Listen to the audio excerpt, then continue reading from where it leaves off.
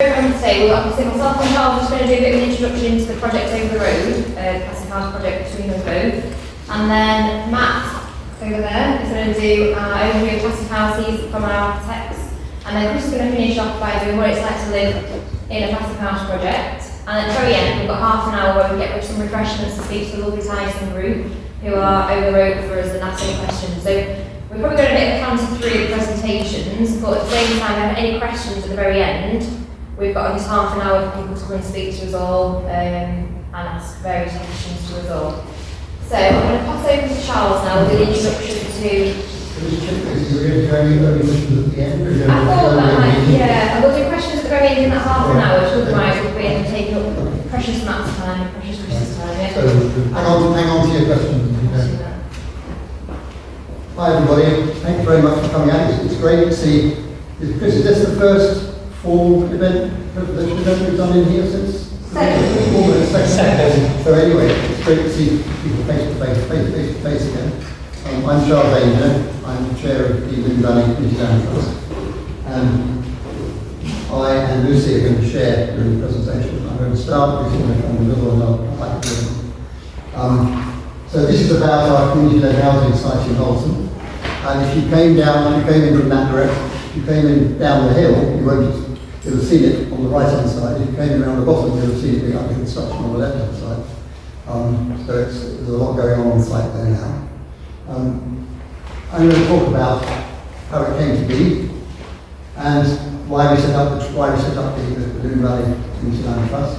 There's a picture of Halton there, and all the yellow areas are all the recent construction sites, the housing development we've had in the last 10 years or so. And they've all done rather bad, much worse than LCC's target in terms of providing affordable housing, for one reason or another. And the affordable housing that they provided, like some of the other housing, is less than national space standards in size and built to the absolute minimum building grade energy standards.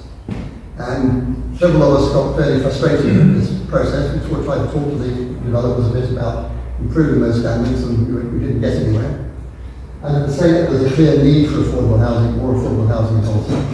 And about the same time, 2 things happened. We went to a talk rather like this in Ray, up the valley, where somebody was talking about what Keswick had done in terms of creating their own community-led housing. And at the same time, we discovered that Ainger City Council, who'd been very supportive, had some money, something called the Community-Led Housing Fund, for the first time. It was 2017, I think, that came in. Those 2 things inspired us to have a go and decided to try and do something ourselves. So we formed the CL Community Land Trust in February 2018. Basically it's a member-owned co-op. It's not for profit. And the idea is to build good homes for affordable housing, but also partly to show how it really ought to be done, as a demo for everybody else. And so the aim was, we need to empower and support the poorest and most vulnerable people in our society to thrive with really affordable, comfortable, sustainable homes. That's the fundamental idea of the whole purpose of the exercise. So a very quick sort of headline summary of the components of it. It's 20 houses. It's developed by Lune LVCLT in partnership with South Lakes Housing and Housing Association. Strong support from Ainger City Council, and we'll talk about the partnership and that support later on. Sort of headlines: it's affordable housing for local people. It's high quality, very high energy performance, and Matt's going to talk about how we achieve that. It's got a community focused design with car parking around the edges, pedestrian areas in the middle to encourage a pedestrian central street and community space. It's on a brownfield site, so it doesn't take up new greenfield land. Ideas about sustainable transport. We're providing eventual EV charging points for all the parking places. Encouraging public transport, cycling, walking, maybe a car club, don't know, depending on what the residents decide they want to do. And there's a provision for using local renewable energy. Many of you may know there's a thing called Halton Hydro just up the valley that generates power from the river and renewable energy, and it supplies here in all the houses here. And we'll use some of that into the site. The community-led housing, what difference does that make? fundamentally, it serves local people's needs. We've done a housing survey, we found out what sizes and houses people actually need in the area, and we prioritise local people in the applications for housing. We want the community to help in design. The members of the CLT have helped in looking at alternative layouts and the design workshops and consultation, a big consultation that we did before planning permission application.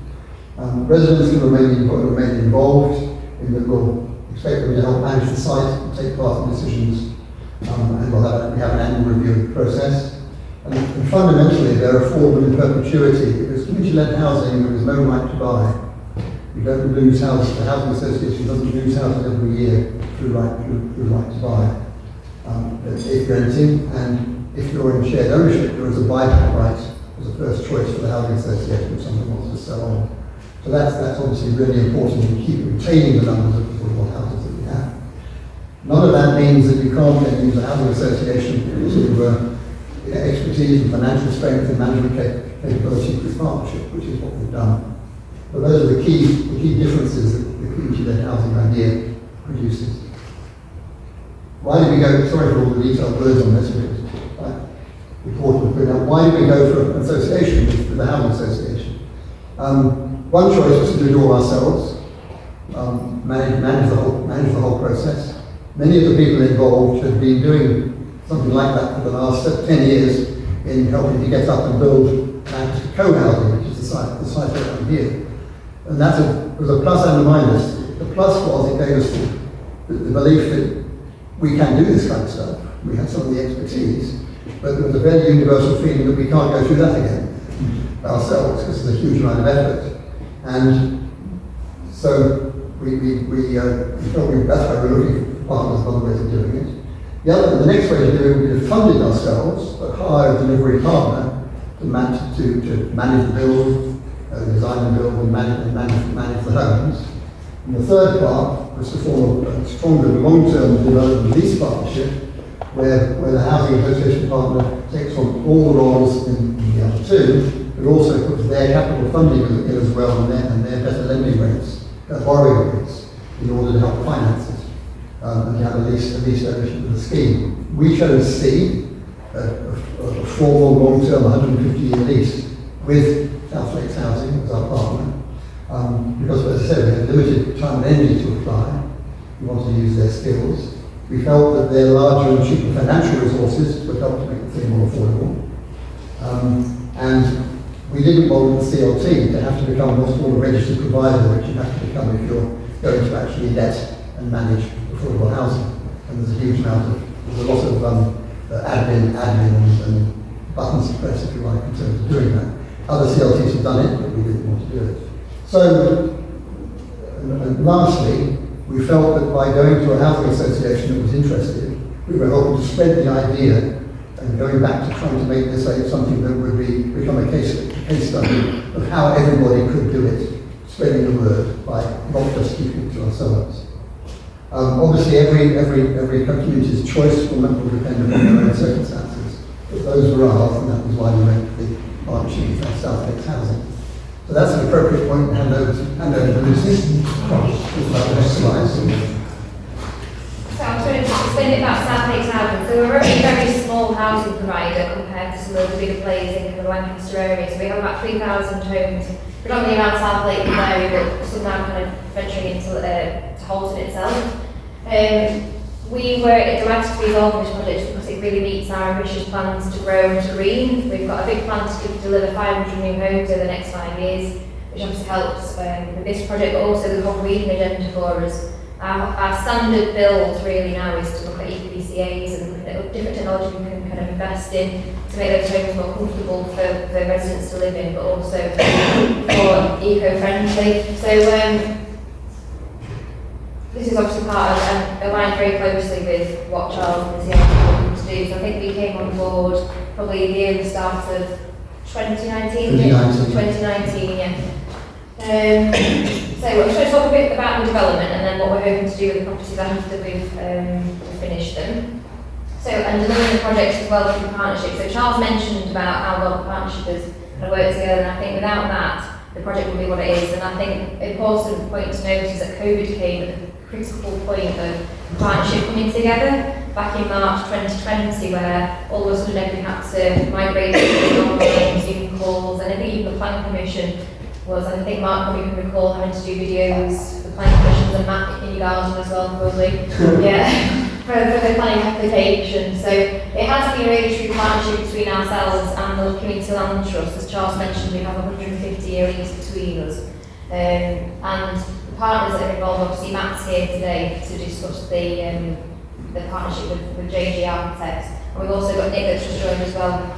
Nick and Joe over there are our employees agents that are on site quite a lot. And we've got Tyson Construction who will be here at the end as well to answer any questions about the development. So the programme planning commission we got in December 2020, and the construction started on site early this spring. Things are just getting to move a bit quicker now, and we're hoping that people will start to move in autumn 2022. So without also the help from Lancaster County Council, City Council, and Homes England, this wouldn't be possible. So quite a chunk of money came from the council, as Charles said, for community housing fund to support with the enabling of this scheme. So it helped purchase the site, it also helped with the development costs, and then we've been able to get a successful grant application from Homes England at enhanced level to support what we're doing. Without those two elements, this wouldn't be able to put forward. So this is just the timeline and key stages that we've worked through. So it just goes from when Charles originally said this at LVCLT back in April 2018. So it was actually in this March they actually managed to purchase the land. And then we actually had a quick back-to-back turnaround to get the building contract signed, to get on site for Homes England funding. So it was quite a tense March period for everybody. And a future of all the contracts. So yeah, it was a very busy time. But yeah, we're there now, and hopefully we'll smooth running until next year. So the design for community, Charles already touched on, we've got these 20 new affordable homes. So we've got some one-bed flats, 2 of them will be ground floor with wet rooms, and they'll be for affordable rent. We'll also have 2 or 3 and 4-bed houses. The 4-bed houses will be for rent, and we'll have 2 and 3 bedroom houses for shared ownership. And the key feature is obviously the communal space in the middle, which is pedestrianised street, and we'll have the car parking on both ends of Broad Lane and Mill Lane. And Charles has touched on also that we'll have the EV car charging points, just to the majority of those with the potential to happen further on. So we really want to encourage residents to play a community role in this and the scheme management. So once we've obviously worked with residents to sell the shared ownership and to get people moved in, that's when Charles and the CLT will come in and work with residents and form part of the kind of the whole community spirit in there. So who will live in the new home? So the shared ownership. We're operating an expression of interest list at the moment, and it's been quite popular. We don't like to send out the kind of any applications until closest to the time, because people have to get mortgage offers in principle. So we're looking to relaunch spring 2022, but prior to that, because it's a different and unusual product for people, we're going to have an open day prior to applications being launched and invite those people that have registered an interest to come and see what it's actually like to live in a Passivhaus house, and what the nuances about living in a Passivhaus home. And then for the affordable rent, they will be advertised through the Lancaster CDL system, Ideal Choice Homes. So that's all done on banding for local people and to a priority need as well. So watch this space in terms of the shared ownership. If people are interested, people interested, then we will be keeping that expression of interest list open. And now I'm going to pass back to Charles to finish off. Thank you. It's worth just adding to that over the 3 years or so that you saw it's been running, we've been regularly advertising through our website and inviting expression of interest. And because of that sort of long-term, steady marketing publicity approach, we have, I think, more than 40 notional applications for 20 houses at the moment. So it's demonstrated the need that we knew we were satisfied. This is just to highlight our feeling that if we're going to provide decent affordable housing, it really must be comfortable and healthy and safe. And so Passivhaus standard, very low energy costs, Max going to tell us all about that in a minute. But also space standards, we're designing to about 5% higher than the national minimum space standards, which is not at all standard approach by many developers. We're trying to collect as much renewable energy as we can, and on transport, we're trying to encourage sustainability as well. And fundamentally, what we're trying to do is to build 21st century houses that are appropriate to the challenges that we have. For people, we're planning to have, we have very low heating bills, no gas, a very popular thing to say at the moment, knowing what's going on in the market, with all electric, no standing charge, and really ought to avoid fuel poverty. Good health, no damp, absolutely no dampness, really comfortable, healthy, low-cost houses. From the planet's point of view, of course, the very low energy and CO2 emissions is a key thing that we've all got to move towards, with some renewable energy generation as well. So we're serving people on the planet. And finally, also the provider, the people running the houses, in this case, South Lakes Housing, which are their well-built homes, happier families, they take care and stay longer, which minimises churn and voids. And the fact that the energy costs are lower should minimise rent arrears. I think Hasco Housing down in the southwest, at least 5 years ago, who helped pioneer Passivhaus for social housing, said that the only social housing site they had where there were no rent arrears was where it was Passivhaus, just to reduce energy costs a lot. So there's a real benefit to people and planet and provider. We have to enable everybody in our society to make a sustainable zero carbon transition to minimise climate change. And this is taking care of the people who would otherwise be vulnerable and unable to do it. It's really important. Lessons learned. Something about the relationship and partnership between the Community Land Trust and South Lakes Housing. We early on, as Lucy said, we looked for a partner with shared interests. And we found, as Lucy said, that SLA clearly had a plan. We're looking for opportunities to move in the direction, one of moving down further south into this area, but also in terms of environmental quality and energy and more environmental design. And effectively, we came along and said, here's our vision, do you want to join us? And I said, yes. We worked closely together from very early days and survived. Looking back, it's interesting mentioning the COVID thing. I mean, we sort of tend to take that for granted now, but actually the way the whole process continued through the COVID problem, with our extended supply chain, with our architects, from Gilbert Associates, and our project managers, and then the contractor. It worked. It was a remarkable way to continue to work well through that process. But that meant we got to know and trust each other early. We did the working together before we signed the legal documents. We only signed the legal documents in March this year. And the hardest test of our relationship was actually getting the detail of the legal lease signed. Because of course what the lawyers are there for is to ask all the nasty questions. What happens if you go bust? What happens if you fall out? What happens if you run out of money? All the really awkward things. And the fact that we worked so well together beforehand gave us the trust in each other to actually find a way to answer those quite difficult questions. So we now have a 150-year lease, which is quite a very interesting one. It retains in it those advantages from community-led housing and the low energy. So the commitment to continue the low energy design, the commitment to housing in perpetuity and not losing its right to buy. There's a commitment to an ongoing element of influence within reason for the CLT with the management of the site. But at the same time, it has clauses in it that make it sufficiently acceptable to the housing association's lenders that it's an asset that they can actually borrow against. If we'd insisted on clauses that their lenders wouldn't accept, then the whole advantage of being able to use the financial assets and strength of the housing association would disappear. So it's a really interesting compromise between achieving those community-led housing goals and remaining a viable asset, lendable asset for the housing association.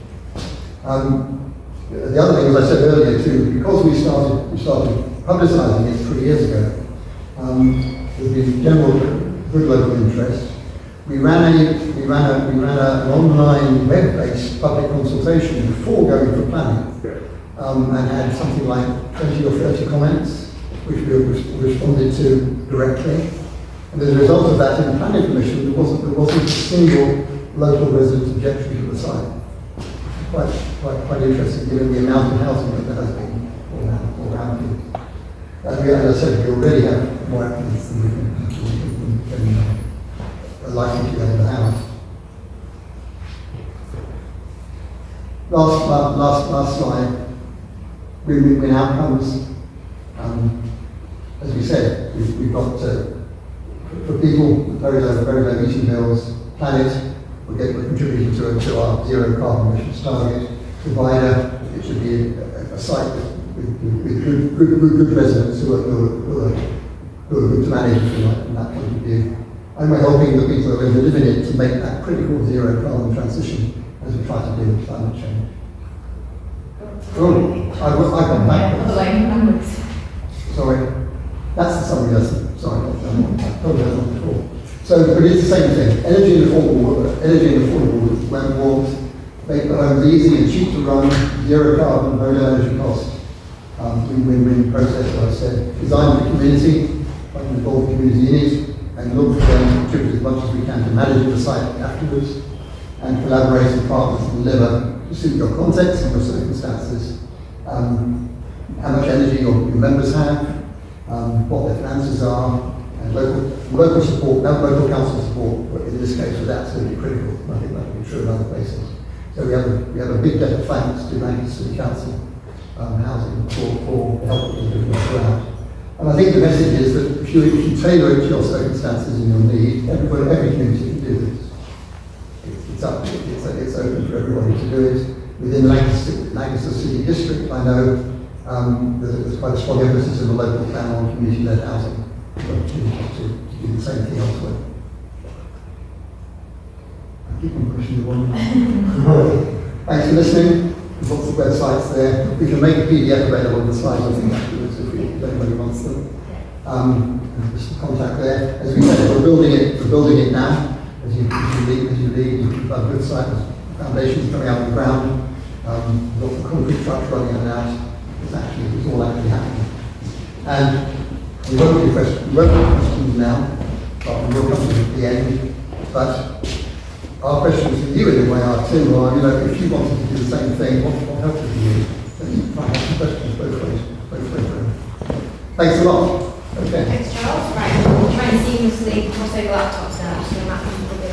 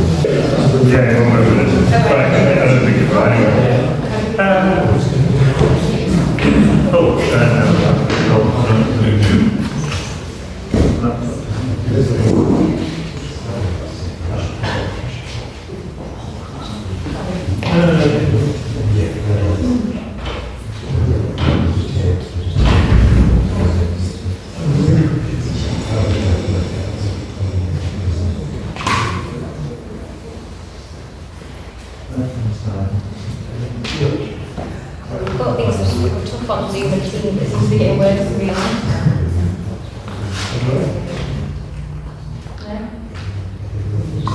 It's fine to wait.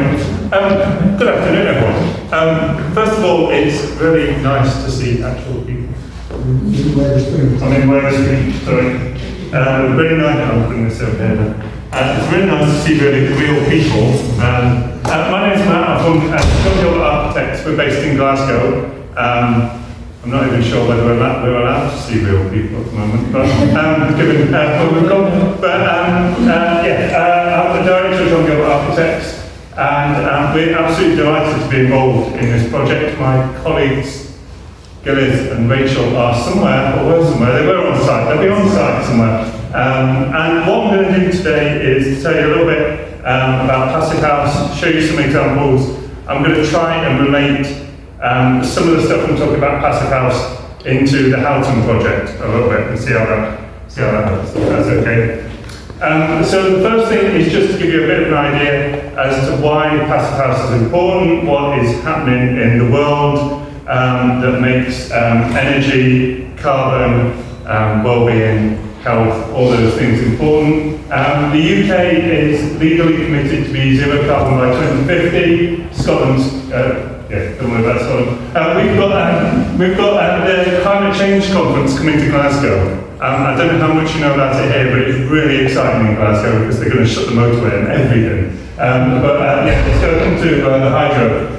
So there's a lot of focus on energy and building performance. And it puts it all onto, it should put things onto architects because we've got this zero carbon commitment of 2050 and we're now building buildings with a life of 60 plus years, which means that all of the buildings we're building now either have to be zero carbon or we're going to have to retrofit them. So anything that anyone's building, if it's not zero carbon, it's going to have to be retrofit. So I would applaud Lune and Southwick's housing for the vision in this, but I would also say to everyone else, look, actually it's not that far away in building terms, in architecture terms. I'm not going to talk about those bits, it's all quite techy, but the important things are that what we really, all of the policy is saying, we need to reduce the operational carbon emissions. We need to get down the amount of energy we use in our buildings. We've got to reduce the amount of carbon that is in the building, that we put into our buildings to build them, right? Because that's really big as well. And we've got to maximise the amount of renewables. And hopefully at the end of this presentation, you'll have a bit of an idea as to how I think we should go about it. This is us at the moment. We are if you have a fire, this guy's got a fire with a t-shirt on, he's got a nice big fire, so he's staying nice and warm, right? And that's pretty much how our building stock is. We're burning quite a lot of energy to stay quite warm. But if we want to get to this thing where we are getting to net zero carbon, we've got to increase the amount of renewables, great. But we're not going to be able to generate enough renewables for all of the energy that we're using. So we've got to bring our energy down, which means being a little bit more like folk from the polar climate, like really well insulated and still warm. These two guys are still warm, but they're really well insulated and they're in tune with they're in tune with the weather and the environment. So that's what I like to think Passivhaus is moving towards. So, why Passivhaus? The reason I've put all these up are, these are all reasons that Passivhaus is better than building standards, and all of these have both academic and national policy that says that, that basically says Passivhaus is better. So there's a whole load of academic studies that say the building standards housing, when you actually design it, the energy is here, but when you actually build it, the energy is here. And the difference between those is the performance gap. Now the performance gap in housing can be anywhere between 50 and 300%. So if you buy a car and it says that it'll do 50 miles a gallon, but in actual fact it only does 5 miles a gallon or whatever, then you would complain. But our housing stock is like that in the UK. Passivhaus, we're all geeks in our practice, and there's 20 of us, we're quite geeky. And we want to be able to say, that's the performance that we've designed to, and we want the performance to come out. So we measure the performance of our buildings, and Passivhaus, we've got a version of the performance gap. Because there's no performance gap, and as Charles was saying, you can eliminate fuel poverty, and again, there's studies around that. Hasto and Exeter and various other housing associations have done big studies around all of that. Because there's no fuel poverty, because there's no performance gap, you get quite a comfortable living environment, you feel, and we'll come on to see why that is in the presentation. Low rent arrears we've talked about. Because you've got low energy, you've got low carbon emissions, because you've got quite good ventilation and you've got good air quality, I'll show you that it's quite easy to operate, although again, there's quite a lot of research and feedback from different users about that. And this is where Tyson come in. All of that is dependent on high construction quality. And that's to build the thing that the right way and done properly. And we'll point to the various things over here in a few minutes, if that's all right. So what is Passivhaus?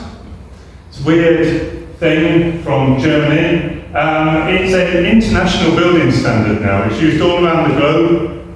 It's used on all the continents and virtually all of all countries in the world. It is a certified building performance standard. So it says this is the standard of performance the building has to achieve. If you meet that performance, you get a certificate. If you don't meet that performance, you don't get a certificate. Really simple. There's a set of criteria. I'm not going to go through this criteria. If anyone wants to get really geeky, you can come and talk to me afterwards about the criteria, but let's just say it's a standard.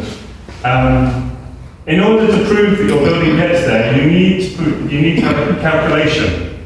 And it's got its own calculation called the Passivhaus planning package. The Passivhaus planning package is really good at predicting the performance of buildings.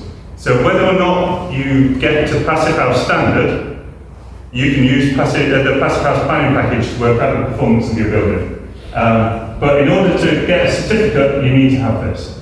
It's also certified people and certified components. I'm a certified designer.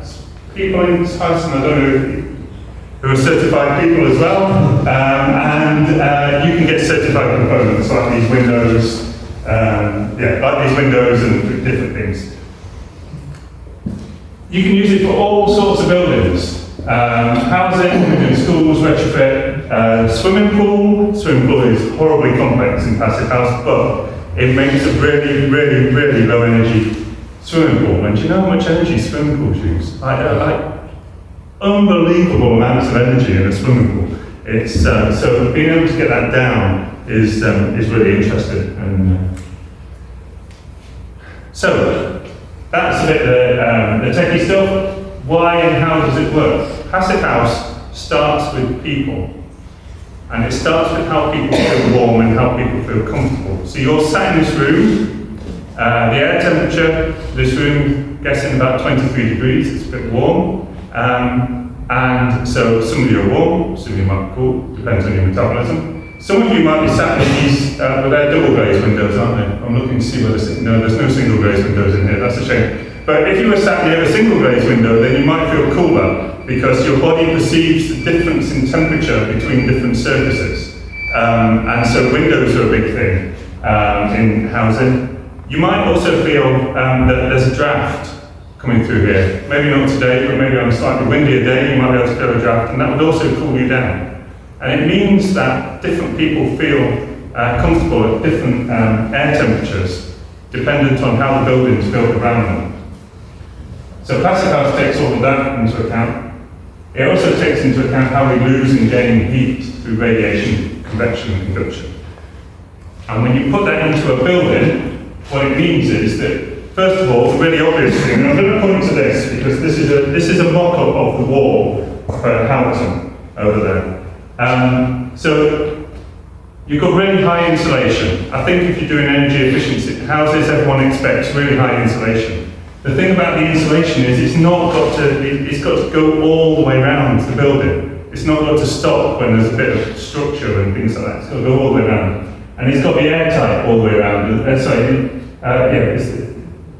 Insulation's got to go all the way around. On the inside, you're going to keep it airtight, and that's to stop the drafts. So you're going to stop all the drafts coming through. So in a two-bedroom flat, the amount of hole that you can have is about the size of a business card. So it's about that big, the amount of hole you're allowed to have in the whole building. So it's got to be really well put together. And again, put together and sealed. Sealed round. If you've got a high insulation, you've got the airtightness. The other thing that is really important in the outside is the windows. Now the windows are triple glazed, firstly to reduce the energy, but also that thing about your body feeling cold next to a single glazed window, or next to the triple glazed window means that all of the internal surfaces of the building feel warm, and your body perceives that.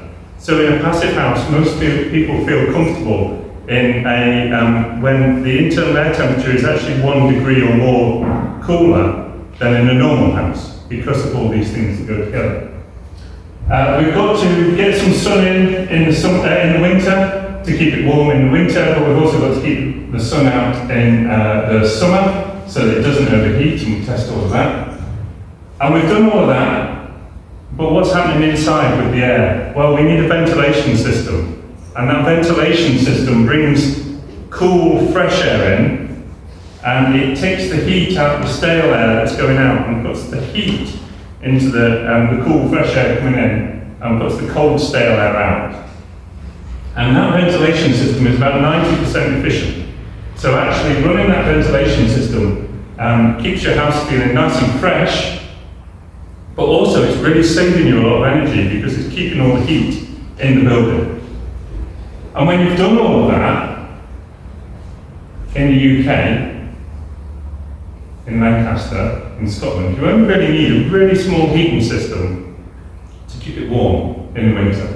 That's the idea. And that is fundamentally what we're trying to do with Halton and the Passivhaus project. So I'm going to skip over some of this. Some of this is quite technical, but I'm going to talk about a couple of bits of it. So one of the things about Passivhaus is the shape of the houses is really important. And the more efficient the shape, the more efficient the building. So in Halton, what we've got is we've got these short terraces. And these short terraces are really very efficient for energy. And the other thing is that the insulation is all at the ceiling level here to keep that shape as small as possible. And we've got these porches on the front. The porches are really important because they give additional space, but they're not heated space. So that's really good for the entrance, for your muddy boots and things like that, or whatever you're coming in. But that's not part of the Passivhaus part of it. The Passivhaus part of it is the house at back. So we've been very efficient, but we've also designed it to be a nice space. This is all about insulation, but we've got a much better thing here, which really helps. This is the model that Tyson's have done of the actual wall for the Halton project. So this is the thickness of the insulation here, and there's two bits of timber. It's a timber frame, and the insulation weaves its way around between there, so that there's no bit of the timber frame that goes from the inside to the outside. And then on the outside, you can see we've got a nice thick bit of insulation out there. So we're building these out of timber frame. So in about 4 weeks, start November, there's going to be a whole load of timber frames arrive, and suddenly it will go from a very flat site to a very house-shaped site. It's a technical term. Right, okay. Haven't done this for a really long time. The thing that you should know about Passivhaus, and the thing this is demonstrating, is that you can build it out of virtually anything, as long as you can get the insulation. So the houses that are along here, the Passivhaus, the co-housing project is block with insulation on the outside of it. We've got a steel frame Passivhaus. We're looking at concrete, and looking at all sorts of things. But you can build it out of anything as long as the insulation value gets there. That's the important thing. Then you've got to make it airtight. So we're making it airtight in Halton. The main thing we're making it airtight with is the board on the internal skin. That's an airtight board, but these are all the things you can use. So if you go past the site, you'll see there's big slabs of concrete for the foundations. That's the airtightness. And it's also a big bit of concrete, and it's also the foundation. But that's the airtightness. We're using airtight board on the inside of the timber kit. You can screw into it, and it's still airtight, so that's all right. We've used airtight membrane on different things. You can use plaster, you can use airtightness tape, all sorts of things, but you've got to make that airtight. And one of the things that you need to do as you design it and as you build it is to work out how it's going to be built in a way that makes it simple and straightforward, so that's all easy to do. I was going to use this to demonstrate some things, but we've got this lovely bit of wall here, so I'll carry on with that. Then you've got to balance up the daylighting and the overheating. That's all a big balance. That's quite a technical thing. So that then decides how big some of your windows are, for instance. And you'll see that the Halton project is east and west facing. So we're going to get light in the morning and we're going to get light in the evening. So we've balanced all of that out. And then we've got ventilation that goes inside. So this is a big house unit. It's not a flat unit, but that's a big house unit. Quite a sizable house actually, but you get a unit like this which provides your ventilation. So there's an air coming in, and it goes to the heat exchanger. So fresh air is cool, comes in, goes to the heat exchanger, then it's fresh air that's warm, and that goes into the bedrooms and the living room, and then from your kitchen and your bathrooms, the stale warm air comes out, goes to the heat exchanger, and then gets put out of the house as stale cold air. That's the thing.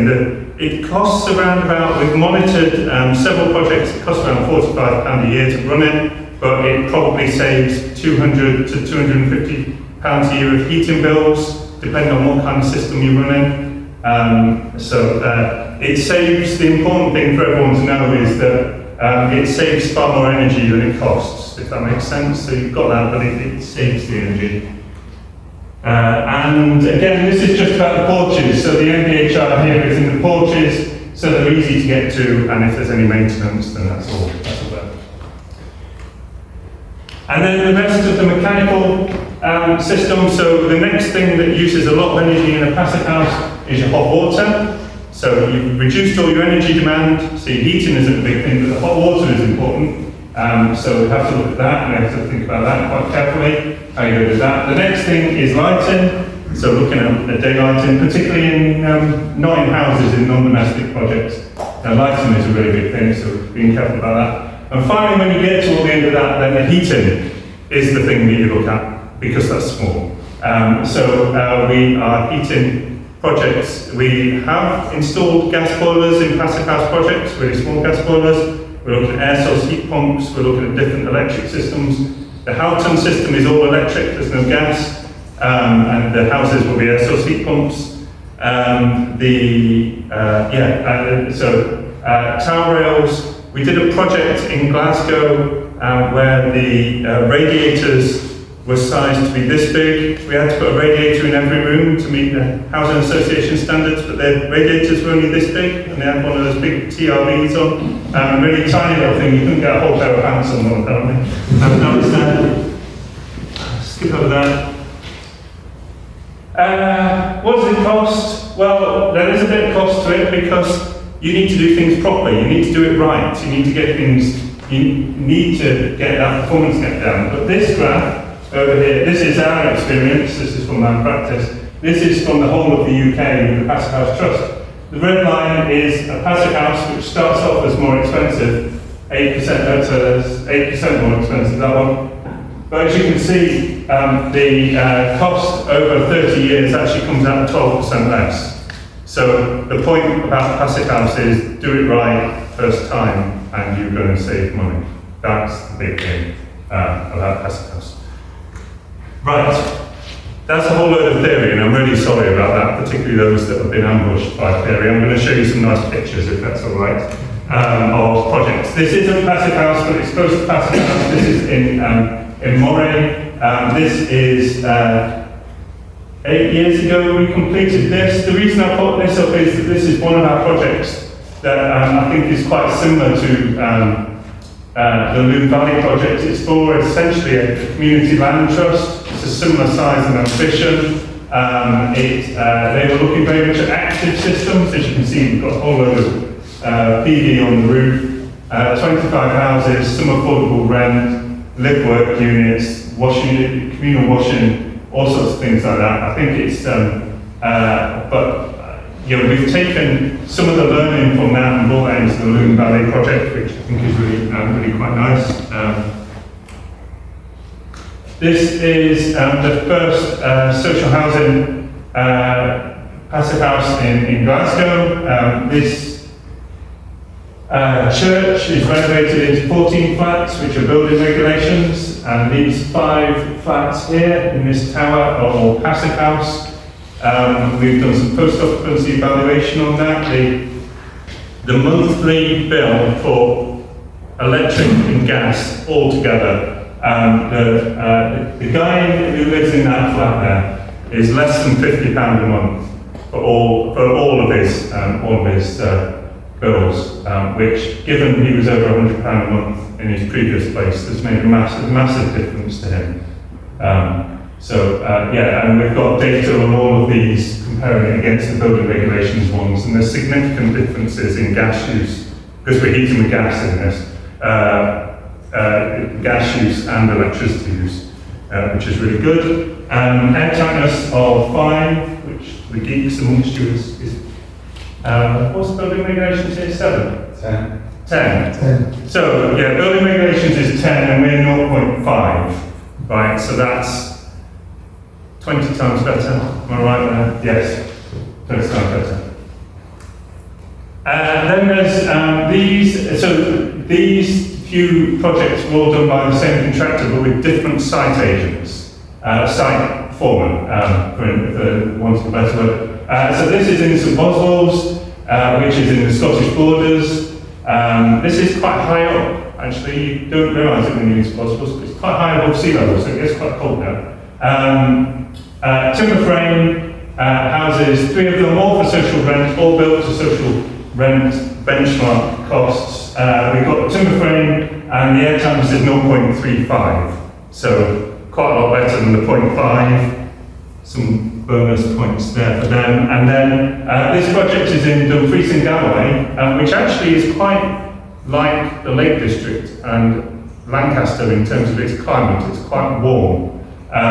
So the difference, interestingly, sorry, it might not be interesting, but it is to me. The difference between this project, which is a terrace of 3 houses, and this project, which is a terrace of 3 houses, there's 50 mil of difference in the insulation because of where it is. Not for any other reason, it's no, so it's quite interesting. Anyway, the site foreman on this project got an air tightness of 0.3, which is, I mean, that's pretty exceptional. You need to be better than 0.6 for Passivhaus, so he's 50%, well, 50% better than Passivhaus. So he's the top man at the moment. This is for a community development trust. Actually, quite a similar setup here, although the Housing Association didn't take anywhere near as much of a role in it, but quite, a lot of similar issues, although this is 3 houses and that's bigger. And then this is just finished, about 6 weeks ago, maybe a bit longer. This is Gilbert in Argyll. This is 10 houses and flats for social rent. For Housing Association. Bungalows, these bungalows needed 100 mil more insulation than these ones here because of their shape. So that thing at the beginning, the shape, we've had to put more insulation in that than these and these flats over here. Air tightness not as good on this one. Yeah, he did it last one. And then we're just building, I was just down West Shore last week, seeing timber kits go up here. So these are, again, for Eildon Housing Association, the same one as St Boswell's, and we're building 10 houses for them in a small village. There's no air tightness for that because it hasn't got any walls yet, so we can't do that. They'll be finished next year, so that's pretty good. Halton Mill, brilliant, it's out there. If you don't need the image, you can go and see it, it's all past. We're doing some housing in Braemar, which is famously the coldest place in Scotland this winter. Again, for a development trust, similar kind of, you're getting the local housing association there's not enough demand for the local housing association to be able to get the investment to be able to put into it. There's other areas in their patch that have got higher demand, and so they're focusing on that. The community have come together, much like Lune Valley, and said, right, how do we solve this? Let's get a development trust. Let's organise some funding through that. There's the Rural Housing Fund in Scotland, which funds all of that. And again, we're well on our way through planning and hope to get that on site next year. We're doing some bigger stuff in Western Berkshire, this is 72, says 70, I think it's 72. So anyway, there's lots of them. Doing that, obviously this is bigger, so we're not going to be using timber kit, we're going to be using different techniques, maybe steel, maybe concrete, maybe timber uppers. Still working through that, it's on site next year. You can retrofit houses to Passivhaus. You can retrofit houses and flats to Passivhaus. You can get that performance on an existing house. It's quite complicated. If you think new build Passivhaus is complicated, then Enefit, which is the Passivhaus equivalent, is really quite complicated. But we're doing this. This is 8 flats in Glasgow. It's what we call a close. It's flats with a stair in between. We call it a close. We're doing the whole close. It was meant to be finished for COP, but we've had a few problems like the pandemic, so it's not quite going to be finished for COP. But yeah, if anyone's around, there's stuff on telly. BBC's done a thing about it. I can share and send everyone. And if you're ever in Glasgow, you're more than welcome to come and see, or now or at COP, come and see it. But that's with the Housing Association looking at that. It's not cheap. I'll be entirely honest, it's not cheap, but like the Passivhaus stuff, we've got to do enough of it to learn, to make it better, to make it quicker, to make it more efficient. We're doing more Enefit stuff. We've got a project in Wick, which is quite far away, and is quite north, and is quite cold. That's quite interesting. Some other stuff in Renfrewshire and so on. We're looking at a school in Hertfordshire. I'm not going to dwell on this really, but look at, you can work for schools. The interesting thing about schools is, compared to natural ventilation, using the mechanical ventilation is getting a lot better indoor air quality, and that's linked to attainment. And so there are quite a few academic studies that are linking attainment, comfortable indoor environments, and ventilation together. Now, if that's working for school kids, surely something should be happening in the house as well. That's all a very interesting thing. Another school in Edinburgh that we're working on. And this is Blackdown Recreation Centre, which is a swimming pool for a school and a sports centre, which is horribly complex, but actually, when I think about it, the amount of carbon savings that this building will make over its life for being Passivhaus probably eclipses all of the other projects I've told you I've put together. It's an absolutely phenomenal amount of energy that normally goes into one of these buildings. So yeah, we're ready. It's at planning stage, it's going to be on site next year, but really quite proud of that as well. So that's where I'm going to end. I don't know whether I've gone over time, but you're quite welcome to come and find and ask geeky or not geeky questions at the end. Thank you very much. Thank you. Right, this is it. This is an actual presentation. You're going to talk to us. I've decided that you didn't want death by PowerPoint, so I'm going to switch this on.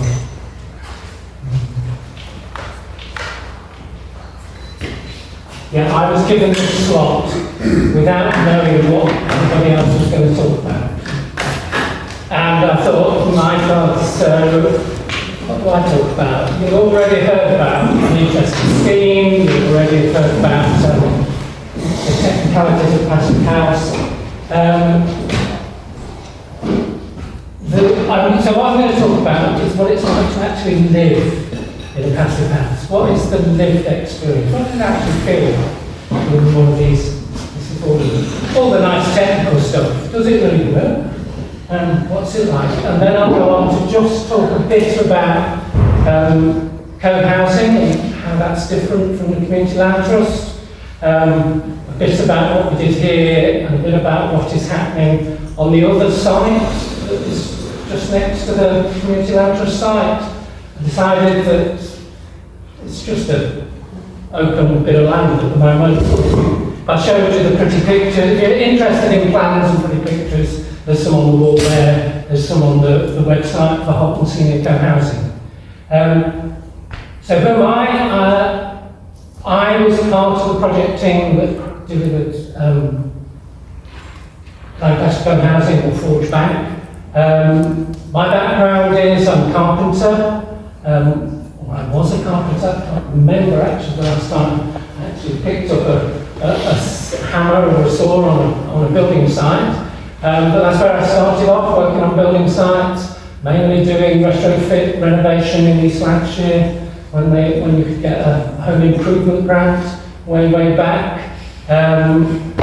So I came up through the construction industry, got involved in what I suppose I became a site foreman, did a bit of site management, then moved into project management, and along the way started to get involved in and interested in environmental building, different building techniques, and always had the ambition that I would build my own house, actually physically. And did a lot of what I would now call assisted self-build, helping people build their own houses, and helping voluntary sector organisations build their own sort of community facilities, community centres, working with some quite challenging, builders can be challenging on their own, but we were working with recovering mental patients, people with learning difficulties, building their own sort of self-building their own daycare facilities. So I was looking for, when I moved to Lancaster in the late 90s, started looking for people who might be interested in doing a self-build project. We had a few meetings, got a few people together, and every time we found a small site, we're talking about half a dozen people interested in building their own house.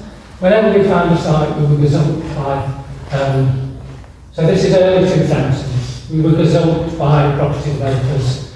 We looked at every sort of site, looked at buying a crappy old 70s bungalow, knocking it down and building sort of 4 houses in a garden, all those sorts of things. No chance we were going to do that.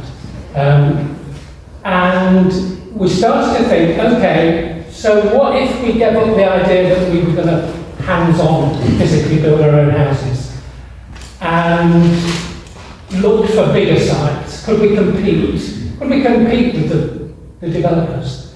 And during that, we attracted more people who weren't plumbers or electricians or chippers like me, who were interested in the sort of self-build that grand designers is. So you have a say in what the building looks like. And so we gathered about a dozen people, and then we looked at an old school in Lancaster on Moor Lane, for people who know about that, and wondered about that, and slowly came across this concept of co-housing. Which is originally a Scandinavian model. Very, very originally. It is dreamed up by a couple of architects who've been and visited kibbutz in Israel and gone, how do we take any of the sort of communal facilities that work so well in the kibbutz and deliver that in Denmark? What would a Danish kibbutz look like? And evolved this combination of private homes and communal facilities. And the idea was that you accepted a slightly smaller home, you got rid of your spare bedroom that's always full of junk and only ever used when your grandparents come at Christmas or something like that. Get rid of that, have a slightly smaller house, and for the same price as you would have bought a similar house locally, you get a whole load of communal facilities. So they have, I'm doing a tour at the end, so I can show you what we built here. Have what they call a common house, which is a sort of, I call it a community centre for a street, if you get the idea. It's a village hall type building, but instead of for an entire village, we've got one for 41 houses. And in there we meet with, we've got some guest rooms there, which replace your spare bedroom, so we can book a guest room. We've got a laundry, so we have 3 washing machines for 41 houses, and there's a queue, but there's never a queue so long you can't get your washing done. We've got food store, we've got kids' playroom, and we've got a whole load of sort of communal outdoor space It's all pedestrianised, so kids are safe to play outdoors. It's all designed to be on the flat, so people with mobility problems, on this site it was difficult, but we did our best in terms of sort of accessibility. And we went for Passivhaus. And if I'm honest, as someone from the construction industry, I didn't think Passivhaus would work. And the reason I didn't think it would work is I didn't think the construction industry in this country that I'd worked in for the best part of 20 years was up to the building to that standard. I'm pleased to say that Whittles Construction, who are no longer in existence unfortunately, proved me wrong. The construction industry in this country can step up to the mark and can build to that standard. And I talked to I was part of the project team. I mainly project managed the refurbishment of this building. Somebody else was the project manager for the housing. But I chatted to the subcontractors on site, the brickies, the electricians, the plumbers, the labourers doing stuff. And I asked them, do you understand what we're trying to do here? Do you get it? And they said, yeah. You're just asking us to do our job properly, aren't you? You're just asking us not to cut corners, not to do it quickly. Make sure we go back and fix the bit that we didn't get quite right. And that's surprising, because Passivhaus comes from Germany. I don't think it was mentioned, it's a German standard originally. And I know, having met German builders, that their training is very, very different. It's not just the craft.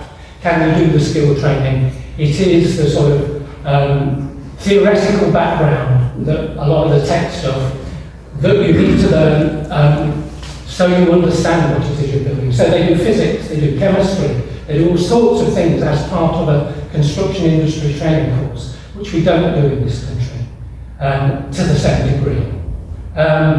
So I thought we couldn't build to that standard. Happily, I've been proved wrong here. What is it like? So back to what I was actually talking about is what is it like to live in one?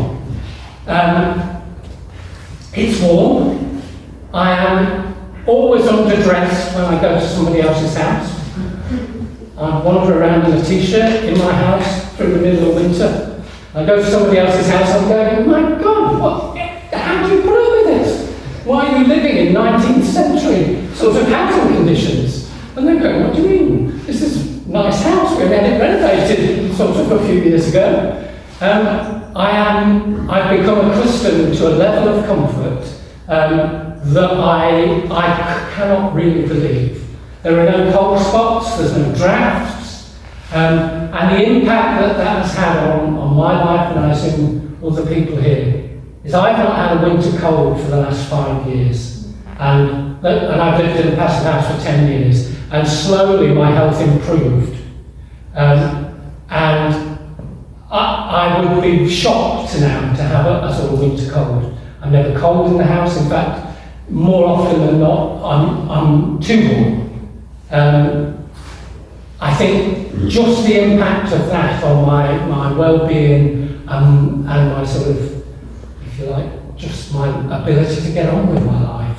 I don't worry about being cold. I don't worry about that. I don't particularly worry about health issues that are to do with poor quality air in the house. And the other thing I don't worry about is how much it costs.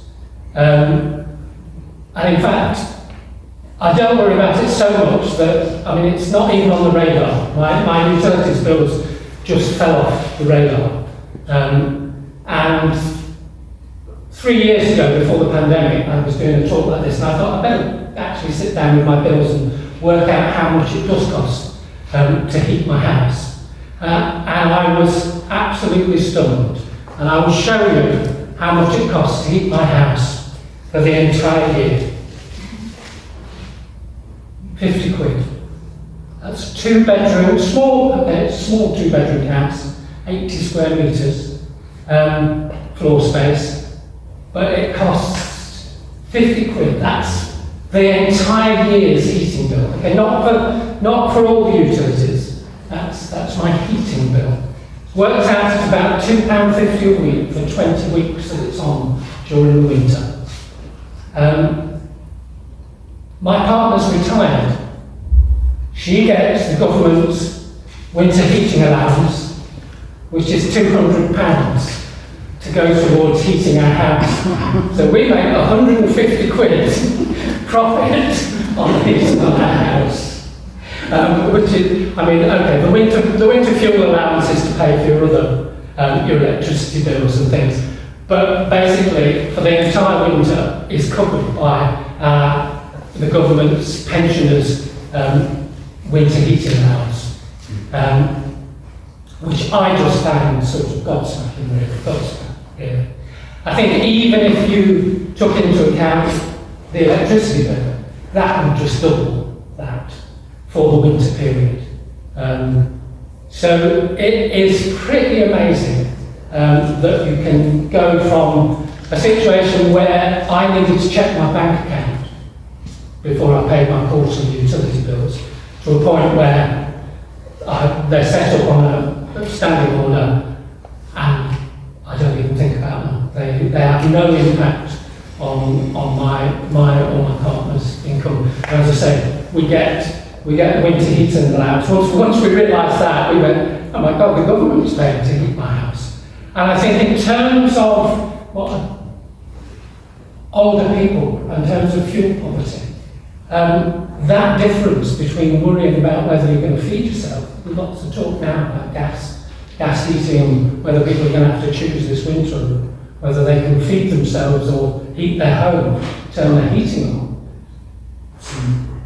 If you're in a passive house, if you're an old person faced with that sort of real life, almost life and death decision, that's what the Senior Co-Housing Project is going to try and attempt to address. There are going to be 20 units for two-bedroom houses and a block of 16 one-bed and two-bedroom flats. Part of the idea behind it is not just the passive house and the advantages that brings, but that older people are often left empty nesters, their families have gone, possibly their partners died, or they end up living on their own in a big house, and with high energy bills, high rates, council tax bills, that we are not building enough small units for them to downsize into. So part of the idea behind Syndico housing is that there will be flats that people can downsize into. We are looking at providing 6 of the flats as affordable units, and we have had the same sort of support in the pre-development stage, so to get to the stage where we're now probably going to be early in the new year, we will be on site building. Not all the usual project management hiccups to get over, but we purchased the site pretty much the same time as the Community Land Trust from the same owner, and as I say, I'm not going to talk about the actual layouts. If you want to look at what the flats and the houses might be like, there's pictures there. The additional things from co-housing, as I say, are some shared facilities. And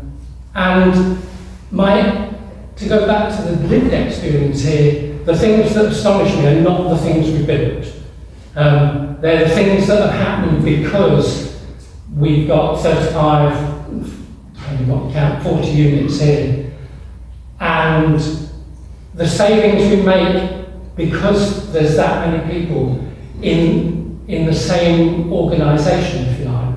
There is a framework that Lancaster Co-Housing runs the site. And what that means is, if you need to borrow a drill, we've got a couple of lawn mowers between 41 houses, all those sort of things where everyone would have one in their shed. We've got a rather large shed, and we share them. We've got the gardening tools. In fact, everybody pulled their gardening tools, and we threw the crappy ones away and kept the good ones. And the other things are the software, the soft side of the community. And it's actually COVID that's taught me the lesson about the value of the soft side of the community here. Is that apart from the initial absolute panic that everybody went through when we were hit by the pandemic, what happened here is that the systems we already had in place, everybody was busy inventing in their street. So we already had a WhatsApp group for our street. We were already doing shopping for the people with mobility problems. We were already doing all those things because we got a framework in which to do it. So all the things that people were scurrying around to put in place to help the people who lived in their neighbourhood, we'd already sort of sorted that out. I do confess that we panic bought a washing machine, because when you go, my God, how are we going to do the washing? Apart from that, we pretty much hunkered down like everybody else. We closed our community facilities down whilst we were all told to isolate in our homes. We're slowly opening them up. We haven't got back to where we were before pandemic. We're not quite sure whether it's over or not. I'm sure everybody's in that position. Are we going to be told to work from home again, or are we going to be told, is our figures going to go up, or have the vaccines made that significant difference? So that's about it. That's what my experience of living here is, having had that background of coming through the construction industry and thought it through. Passivhaus is brilliant, and it's not difficult. It's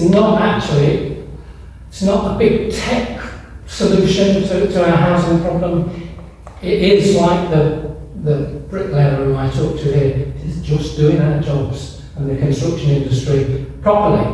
And okay, you've got to pay that little bit extra to have the job done properly, but it's otherwise, and we were doing it, if you like, here slightly ahead of the game on carbon emissions, and that sort of how that has ramped up.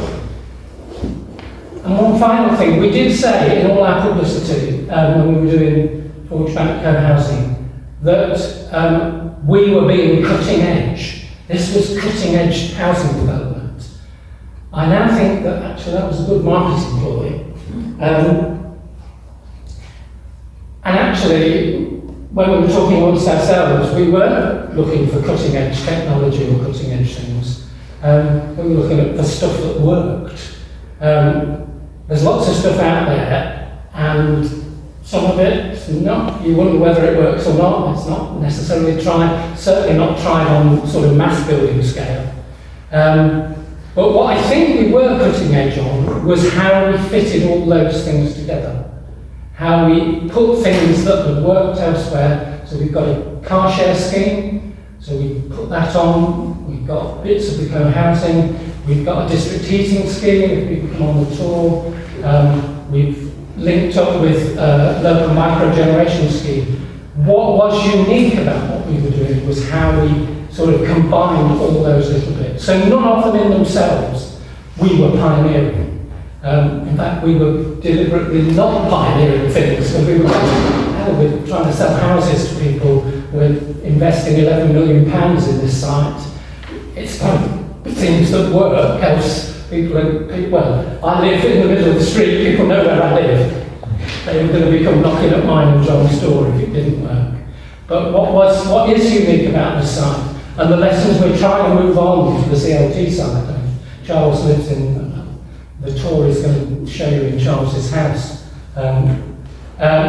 is trying to take some of those lessons and not necessarily put the same package there, but take those lessons out into the wider community and see how we fit those things in.